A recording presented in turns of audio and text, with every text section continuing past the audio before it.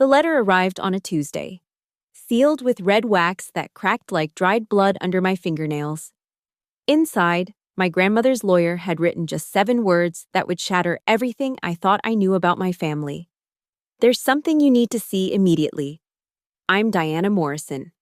And until 3 weeks ago, I believed my grandmother Rose was the sweetest woman who ever lived. She baked cookies every Sunday, kept photo albums organized by decade, and never missed sending birthday cards with crisp $20 bills tucked inside. When she passed away at 91, we all gathered for what we assumed would be a straightforward reading of her will. My brother Marcus sat across from me in the mahogany-paneled office of Pemberton and Associates, drumming his fingers against his knee. My sister Natalie perched on the edge of her chair, already calculating how much of Grandma's estate would fund her daughter's college tuition. We'd discussed it over coffee just that morning, agreeing that whatever Rose left behind would be split equally among the 3 of us. Simple. Fair. Family. But nothing about that Tuesday afternoon would prove simple. Your grandmother left specific instructions. Mr. Pemberton said, adjusting his wire-rimmed glasses. Before I can proceed with the will, she insisted that you watch this. He slid a DVD across the desk, its surface reflecting the afternoon light streaming through the office windows. A video? Natalie frowned. Grandma barely knew how to use the TV remote. She recorded this 6 months ago, the lawyer explained.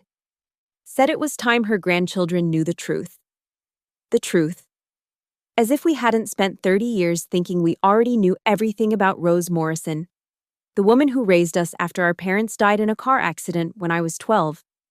The woman who worked 2 jobs to keep us fed and housed, who never complained about taking on 3 grieving children, who became our anchor when everything else felt uncertain.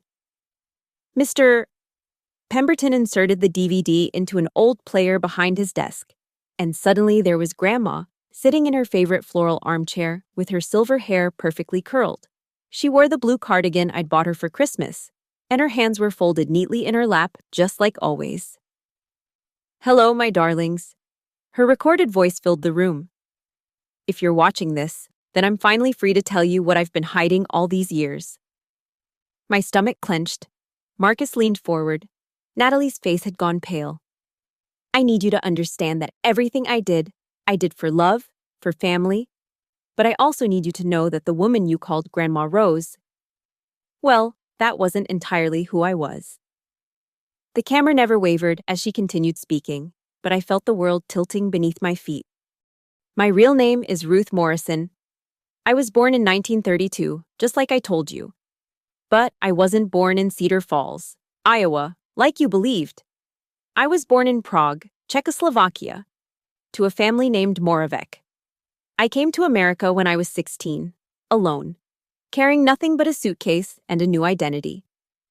The silence in the lawyer's office was deafening, on screen. Our grandmother's gentle smile never faltered, but her words kept coming like hammer blows. I was a war bride, you see. Sort of. I married your grandfather Robert when I was 18. But not because we were in love. I married him because he was my way out of a displaced persons camp in Germany. He was a good man, a kind man. And eventually we did fall in love. But those first years, they were about survival. I looked at Marcus, whose jaw had gone slack. Natalie was gripping the arms of her chair so tightly her knuckles had turned white. Your grandfather knew the truth about my past.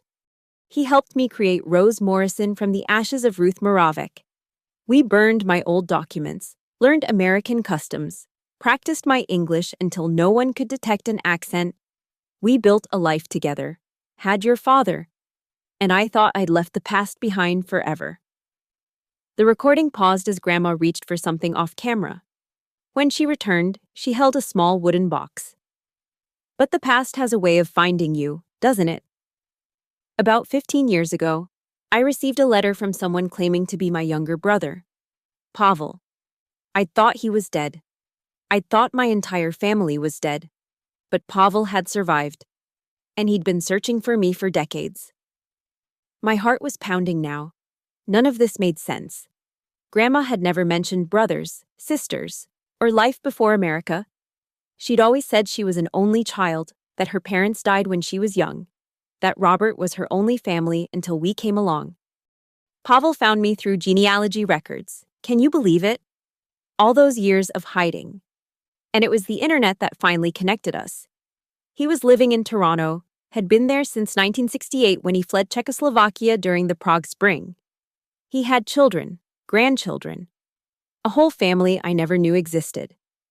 The wooden box opened with a soft creak, and Grandma pulled out a stack of photographs.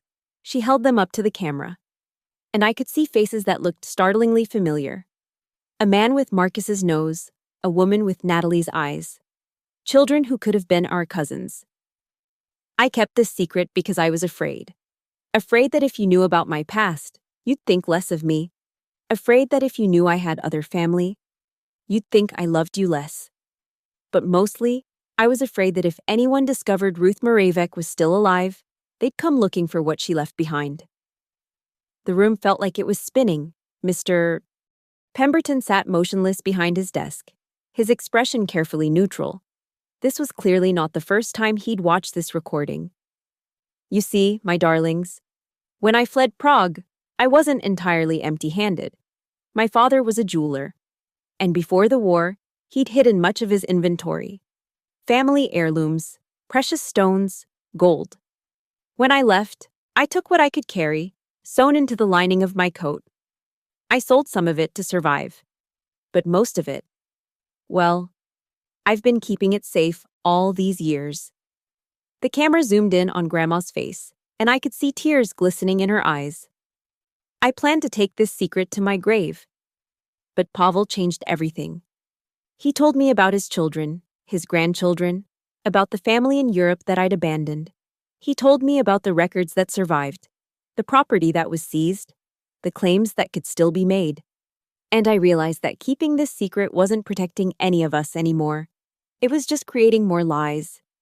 She set the photographs aside and pulled out something else from the box. A key, small and silver, attached to a black ribbon. This key opens a safety deposit box at First National Bank, Box 847. Inside that box, you'll find documents that prove who I really was. And you'll find what remains of my father's collection. It's worth more than this house, more than my savings, more than anything I could have imagined when I was that frightened girl fleeing Prague. My hands were shaking now. Beside me, Marcus had gone completely still, and Natalie was crying silently. But here's the thing, my precious ones. That treasure isn't just mine to give away. Pavel has legitimate claims to it. His children do too. They're your family, whether you've ever met them or not. And after I'm gone, you're going to have to decide what to do about that. The recording seemed to last forever, but it must have been only 20 minutes. When it finally ended, the three of us sat in stunned silence while Mr. Pemberton ejected the DVD and returned it to its case. Your grandmother left specific instructions about the safety deposit box, he said finally. The key is to be given to Diana, as the eldest, but she must be accompanied by both siblings when accessing the contents. She was very clear about that. I took the key with trembling fingers. It felt impossibly heavy for such a small object. There's more, Mr. Pemberton continued. She also left contact information for Pavel Moravec and his family. She'd been corresponding with them for years. Apparently, they know about her death, and they've been expecting to hear from you. Expecting to hear from us? Natalie's voice was barely a whisper. They want to meet you. They want to share stories about Ruth, about Rose, and yes, they want to discuss the inheritance. We drove to the bank in Marcus's car, none of us speaking. The silence felt thick and oppressive, filled with questions we didn't know how to ask. At the bank, we were led to a private room where the safety deposit box was waiting. Box 847 was larger than I'd expected, about the size of a shoebox. When I lifted the lid, I understood why Grandma had kept this secret for so long. The documents were carefully organized in manila folders, birth certificates, marriage licenses, immigration papers, all bearing the name Ruth Moravec. There were letters in what I assumed was Czech, photographs of people I'd never seen, and a thick folder labeled Property Claims, Prague. But it was the jewelry that took my breath away. Necklaces that sparkled with diamonds and sapphires, rings that looked like they belonged in a museum, bracelets of gold so pure they seemed to glow under the fluorescent lights. And at the very bottom, a small velvet pouch containing loose gems that caught the light like captured rainbows. Jesus, Marcus breathed. How much is this worth? I picked up a necklace, feeling its weight in my palm. The stones were larger than anything I'd ever seen outside of a movie. I don't know. But Grandma was right. This is worth more than her house. Natalie was reading through the documents, her face growing paler by the minute. Diana, look at this. These property claims, they're for buildings in Prague. Apartment buildings, commercial properties. If they're legitimate, if the Czech government recognizes them, we could be millionaires. Marcus finished. But I was thinking about something else. We could also be thieves. They both looked at me. I mean, think about it. This jewelry, these property claims, they don't just belong to Grandma. They belong to her family. Her real family. The family she left behind. She left behind because she was fleeing war, Marcus said firmly. She was 16 years old, for Christ's sake. She didn't steal anything. But she never told them she was alive, Natalie pointed out. For 70 years, they thought she was dead. And now we show up, claiming inheritance rights to property that might be theirs too? I closed the jewelry box and looked at my siblings. What do you think Pavel and his family expect from us? Money, Marcus said immediately. They found a long-lost relative who turned out to be rich. Of course they want money. Maybe, I said. Or maybe they just want to know about their sister, their aunt. Maybe they want to understand why she disappeared. There's only one way to find out, Natalie said quietly. We call them. Pavel Moravik's voice was warm and heavily accented. Nothing like what I'd expected. When I told him who I was, he cried. Actually cried, right there on the phone. Diana, he said, pronouncing my name carefully. I have been waiting to hear from you. Rose. Ruth. She spoke of you so often in her letters. She was so proud of you, of all of you. She wrote to you about us. Oh yes, every few months, she would send letters, pictures too. I have photographs of you graduating from university, of Marcus's wedding, of Natalie's little girl. She shared everything with me, even though we could never meet. Why couldn't you meet? There was a long pause. She was afraid, I think. Afraid that if she acknowledged her past openly, it would somehow diminish her present. She worked so hard to become Rose Morrison, to build that life for herself and for you children. She didn't want to risk losing it. Pavel. We found the safety deposit box. We know about the jewelry, the property claims. Ah. Another pause. Yes. Our father's collection. Ruth saved what she could when she fled. She told me about it years ago, asked what she should do with it. What did you tell her? I told her it was hers. She was the one who carried it to safety. She was the one who preserved it. But Diana, you must understand. There are others who might not see it that way. Others. Cousins in Prague. Children of relatives who didn't survive the war. They have been making claims on family property for decades. If they learn that Ruth's treasures survived, that her grandchildren are in possession of them, they'll want their share, I said. They will want more than their share, Pavel said grimly. They will want everything, and they will have lawyers, legal documents, government connections. They will make your life very difficult. I looked at Marcus and Natalie, both of whom had been listening on speakerphone. What do you think we should do? I think, Pavel said slowly, that you should come to Toronto, meet your family. Let us show you pictures of Ruth when she was young. Tell you stories about who she was before she became your grandmother. And then, together, we can decide what to do about the inheritance. All of us? Natalie asked.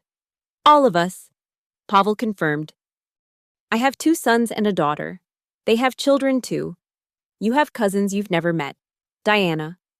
Family who look like you, who share your blood. Don't you want to know them? I did want to know them.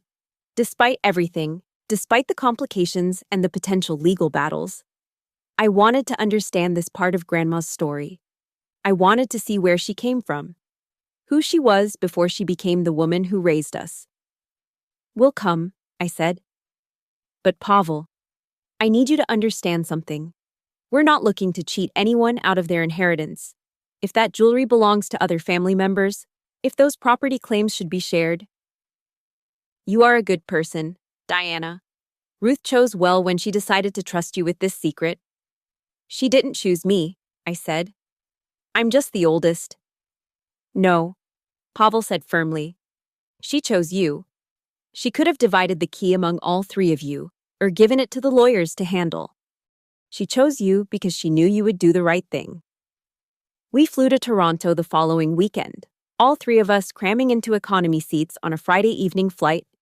I carried the jewelry in a small carry-on bag, wrapped in Grandma's old scarves. It felt wrong to leave it behind, but it also felt wrong to be traveling with what might be stolen goods. Pavel met us at the airport, and I recognized him immediately. He had Grandma's eyes, the same shade of blue-gray that I remembered from my childhood. He was taller than I'd expected, with silver hair and a kind smile that reminded me painfully of Sunday mornings in Rose's kitchen. Diana, he said, embracing me like we were old friends. You look just like her, like Ruth when she was your age. His home was a modest 2-story house in a quiet neighborhood, filled with the kind of comfortable furniture that suggested a long, happy marriage. His wife, Helena, had prepared enough food to feed a small army, and their adult children had all come to meet us. This is Tomasz, Pavel said, introducing a man about my age with Marcus's nose and chin. And his wife, Marie. And this is Eva and her husband, David. And this is little Pavel, our youngest. Little Pavel was actually in his 30s, with 2 children of his own who stared at us with wide, curious eyes. Within minutes, the house was filled with a mixture of English and Czech, with laughter and tears and the kind of chaotic family energy that I hadn't experienced since childhood. We have so much to show you, Eva said, leading us into the living room where photo albums covered every surface. Papa has been collecting pictures and documents for years, ever since he found Aunt Ruth. Aunt Ruth. It was strange to hear Grandma called by that name, to think of her as someone's sister instead of just our grandmother. The photographs were remarkable. There was Ruth at 16, standing next to a young man who must have been Pavel. There was their mother, looking exactly like Natalie around the eyes. There was their father in his jewelry shop, surrounded by the kinds of treasures we'd found in the safety deposit box. He was successful before the war, Pavel explained, pointing to a photograph of a storefront with Moravec and Sons painted in gold letters across the window. 3 generations of jewelers. Our grandfather built the business, our father expanded it, and I was supposed to inherit it. What happened? The Nazis happened, and then the communists. The shop was seized, the inventory confiscated, everything our family built was gone in a matter of months. But some of it survived, Helena said quietly. What Ruth carried with her. What she saved. Yes. Pavel nodded. And after the Velvet Revolution, when the Czech government started returning confiscated property to original owners, I filed claims. But without documentation, without proof of ownership. You couldn't prove what belonged to your family, I said. Exactly. But Ruth? She kept everything. Documents, photographs, even some of the original inventory lists. She preserved what I couldn't. Tomasz leaned forward. Diana, we want you to understand something. We're not here to take anything from you. You and Marcus and Natalie. You're our family too. What our aunt did, raising you after your parents died, taking care of you, that's worth more than any jewelry or property claims. But the jewelry does belong to your family, I said. It belonged to your grandfather, your father. By rights, it should be yours. By rights, Eva said. It should be shared. Between all of us. Between Pavel's children and your children and the grandchildren that neither of us has met yet. We spent the entire weekend going through family history, looking at photographs, sharing stories. Pavel told us about Ruth's childhood, about how she'd been the baby of the family, spoiled and protected. How she'd shown unusual courage when the family was forced to flee Prague. How she'd insisted on carrying the jewelry because she was the smallest and least likely to be searched. She was brave, he said. Braver than any of us realized. She carried our family's history across an ocean, raised 3 children who weren't her own, and never once complained about the burden. She didn't see us as a burden, Marcus said firmly. She loved us. I know she did. Pavel smiled. And we love you too, because you were hers. On Sunday morning, we all gathered around Pavel's kitchen table to discuss the inheritance. The jewelry was spread out on a white cloth, catching the morning light. The property documents were stacked neatly beside them. There are legal implications to consider, Pavel said carefully. If we pursue the property claims in Prague, if we try to recover what was confiscated from our father's business, we'll need to prove ownership. Ruth's documents could make that possible. But it will also alert other family members, Helena added. Cousins who might have their own claims. How many other family members are there? Natalie asked. Dozens. Pavel said grimly. Our father had 3 brothers, all of whom had children. Most of them didn't survive the war, but some did. And their children, their grandchildren, they've been filing claims for decades. So if we make this public, I said, we're going to have to share with a lot of people we don't even know. Possibly, or we could keep it private. Divide the jewelry among our immediate families. Forget about the property claims. It would be simpler, but it might not be right, I finished. That's your decision to make. Pavel said. All of ours, together. I looked around the table at these people who had been strangers just 2 days ago, but who now felt like family. Real family. Connected by blood and story and shared history. I have an idea, I said slowly. What if we compromise? What if we keep some of the jewelry as family heirlooms to pass down to our children? But what if we also sell some of it and use the money to pursue the property claims legally, properly? That could work, Tomasz said. We could hire lawyers, genealogists, researchers, do this right. And if we recover the property, Eva added, we could share it with everyone who has legitimate claims, not just our immediate families, but the cousins, the distant relatives, everyone who lost something when the business was confiscated. It would be expensive, Pavel warned, and it might take years. There's no guarantee we'd recover anything. But it would be honest, I said. It would be what what Ruth would have wanted. She spent her whole life trying to do the right thing, trying to take care of family. This would be continuing that tradition. We spent the rest of the morning working out details. We would sell half the jewelry through reputable auction houses, keeping the rest as family heirlooms. The money would go into a trust fund, managed by lawyers in both Canada and the Czech Republic, dedicated to recovering the Moravec family property. If the property claims were successful, the recovered assets would be shared among all legitimate family members, both those we knew and those we might discover through research. If the claims failed, the remaining jewelry would be divided among Pavel's children and my siblings. And we stay in touch, Helena said firmly. No more secrets, no more lost family members. Agreed, I said, and meant it. The flight back to Chicago felt different. We were returning with answers to questions we hadn't even known we had, but also with new questions about identity and family and responsibility. Are you okay with this? Marcus asked as we waited for our connecting flight. Giving up potentially millions of dollars? We're not giving it up, I said. We're sharing it. There's a difference. But we could have kept it all. No one would have known. We would have known, Natalie said quietly. And so would Grandma. I nodded. She spent 70 years carrying this secret, trying to protect us from the complications of her past. But she also spent those years taking care of family, making sacrifices for people she loved. This is just continuing that tradition. With people we barely know, Marcus pointed out. With people we're going to get to know, I corrected. With our cousins, our family. The legal process took 18 months. We hired lawyers in 3 countries, genealogists who traced family trees back 2 centuries, and researchers who spent months in Czech archives. The jewelry auction raised more money than we'd expected, enough to fund the legal efforts and still leave substantial amounts for each family member. The property claims were partially successful. We recovered 2 of the apartment buildings that had belonged to our great-grandfather, though not the commercial properties. The Czech government had already sold those to private developers, but they offered financial compensation based on current market values.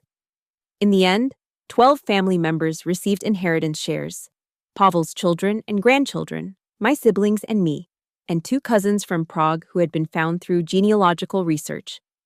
It wasn't the windfall we might have had if we'd kept everything to ourselves, but it was enough to change everyone's lives. More importantly, it was enough to heal old wounds and create new connections. Eva and her family visited us in Chicago last Christmas. Tomáš's daughter started college in the United States and spends holidays with us. We've established a family foundation that provides scholarships for students researching Czech history and genealogy. And every year, on the anniversary of Grandma's death, we all gather, either in person or via video call, to share stories and remember the woman who was both Rose Morrison and Ruth Moravec, who carried our family's history across oceans and through decades, who loved us enough to trust us with her most precious secrets. The funny thing is, I don't think of her differently now. She's still the woman who baked cookies every Sunday, who kept photo albums organized by decade, who raised 3 orphan children with patience and love. Learning about her past didn't diminish who she was in our present. It just made her more complete.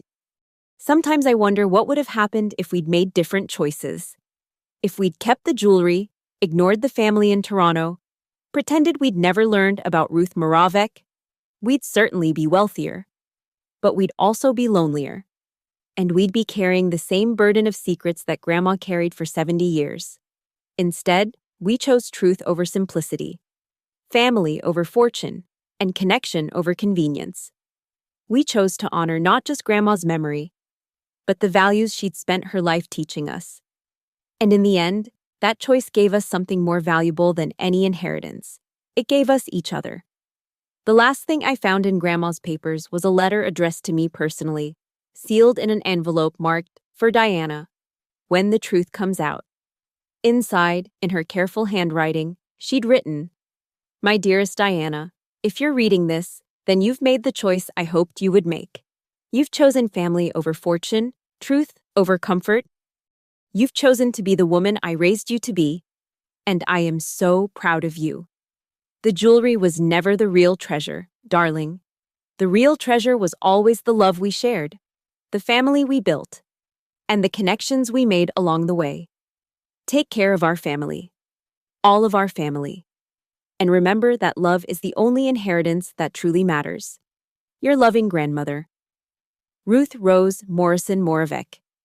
I keep that letter in my jewelry box now, next to the necklace I chose to keep from her collection. Sometimes, when I'm feeling overwhelmed by the complexity of our expanded family, by the legal complications and the international phone calls and the effort required to maintain connections across oceans, I read it again. And I remember that the most important thing Grandma ever taught us wasn't how to keep secrets. It was how to love unconditionally, how to choose family over everything else, and how to do the right thing even when it's hard, especially when it's hard. Because that's what family does. We show up for each other. We share our burdens and our blessings. And we choose love over fear, truth over comfort, and connection over convenience. That's Grandma's real legacy. Not the jewelry or the property claims or the money we inherited, but the example she set and the values she instilled.